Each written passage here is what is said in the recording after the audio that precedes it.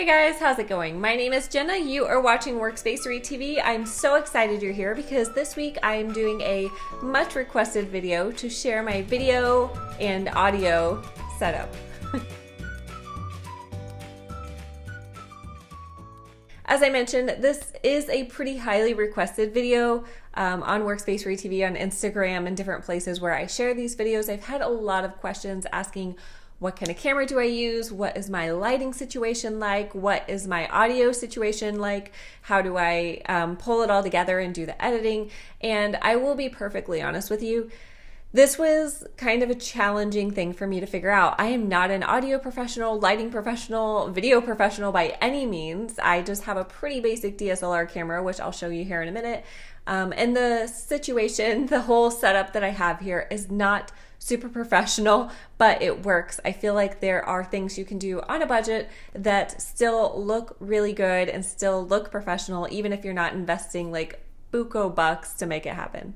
For Workspacery TV, it was really important to me that the setup was visually appealing, but that also the audio sounded great. I hate when you have kind of that echoey sound. It sounds like you're in a ginormous room, even if your camera is only like 5 feet away from you. It can make such a difference to have a microphone right in front of you, and I'll show you exactly what I'm using. I will give you a warning as we dive into this. I'm going to be using my iPhone to capture the video of the setup as I'm walking around. However, my iPhone is also a piece of my audio equipment. So I'll just point out exactly where that normally lives, but it'll also be kind of cool because you'll see the difference in the video and audio quality when I'm using my iPhone and just walking around versus sitting here with my whole setup like I have it now. So without further ado, let's go ahead and dive in. This is my video and audio setup for Workspacery TV. Okay guys, so if you have seen my office makeover video, which I'll link below, you probably have seen the full view of my office. And if you haven't, you can go check that out.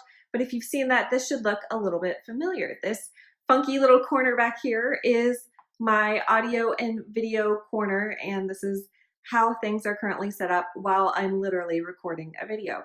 Of course, like I said, this is currently on iPhone, which is also a part of my situation, so I'll point out exactly where that lives normally.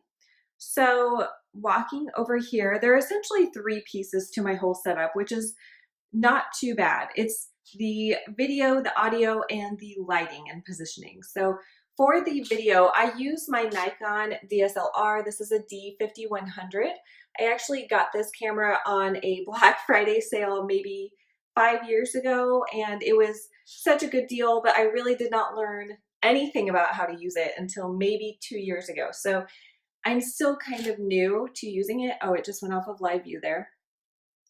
But what I found is that it captures video beautifully. For this camera, I believe it only captures videos up to 20 minutes, which is fine because usually my recording time is under that, or I just start over and record the second half in a second video. I don't know, there might be a way to change that. If camera experts are out there and can tell me, that would be awesome. But I have it set up here on a tripod so that it's facing where I would be seated right here in my chair.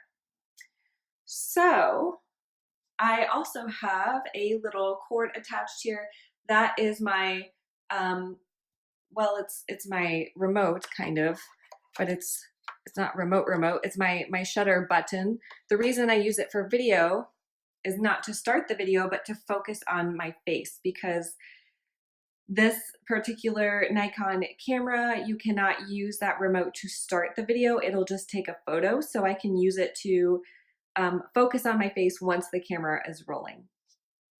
Now, this little contraption I have here looks super ghetto, I know, but I promise it works so well, and it doesn't really matter what it looks like because it's out of shot. So for me, this is a tray table with a plant stand sitting on top of it, and this is my audio setup. My phone is usually attached to this little cord right here that you see dangling.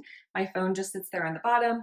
I run the microphone, the lav mic, right up here. So it's literally just out of camera. I think I've maybe pointed this out before, but it sits just like maybe a couple inches out of frame, because the idea is to have it as close to your mouth as possible. The one thing that I learned is that you literally cannot have it too close. So as close to your mouth as possible so that it captures very clear, very just loud, static-free audio. So I found that to be the best solution for my audio.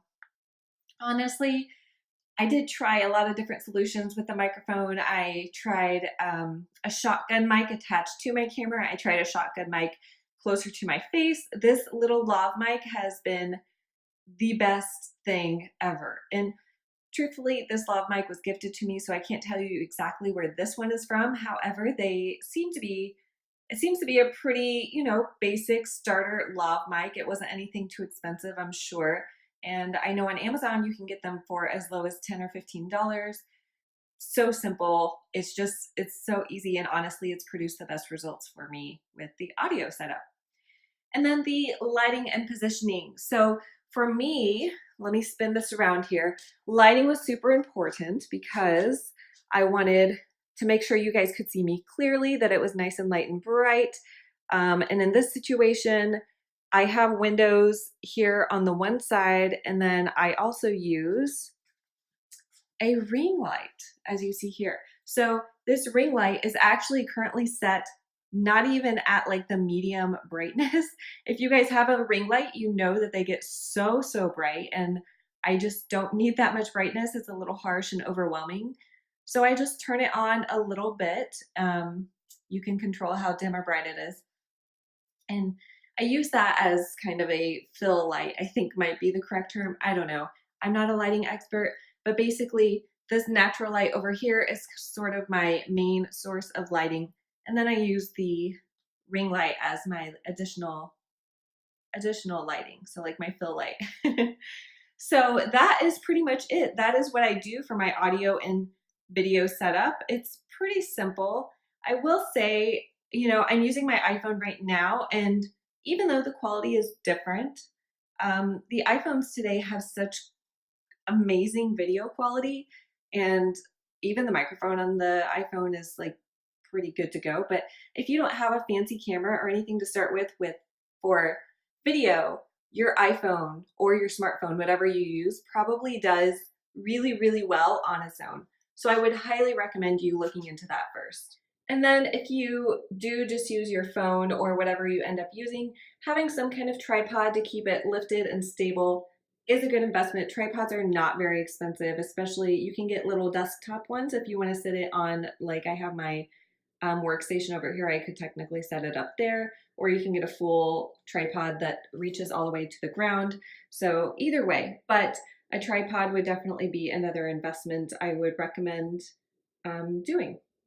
And one more thing I wanted to mention, the audio and editing software that I use. For audio, I use just the built-in voice memos app on your iPhone if you have an iPhone, or I'm sure there's one built in if you don't have an iPhone, or you can download one for free. They're really easy to find. It's just a simple app that lets you record your voice. I personally record my voice through the microphone, through the app, and then the video through the camera, and then I merge them together in iMovie. iMovie is currently what I use for editing. It's nothing fancy, but it does the job. It's everything that I need right now. Eventually, maybe one day I'll upgrade, but for now I have no complaints. iMovie is easy to use. It's free on Macs. It comes with your Mac or a MacBook if you have one. And it's so simple, and you can merge the video and audio pretty easily and then just edit as you need to.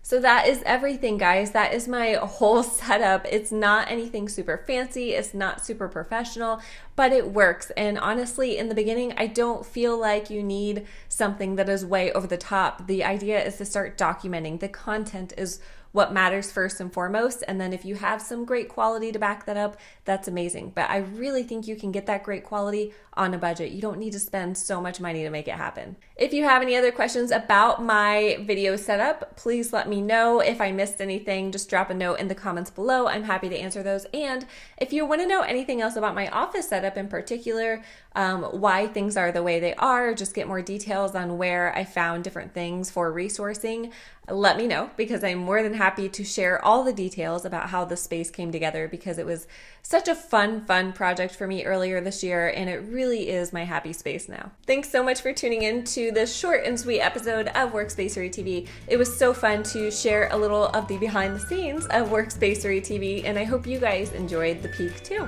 Have an amazing week, and I'll see you next time.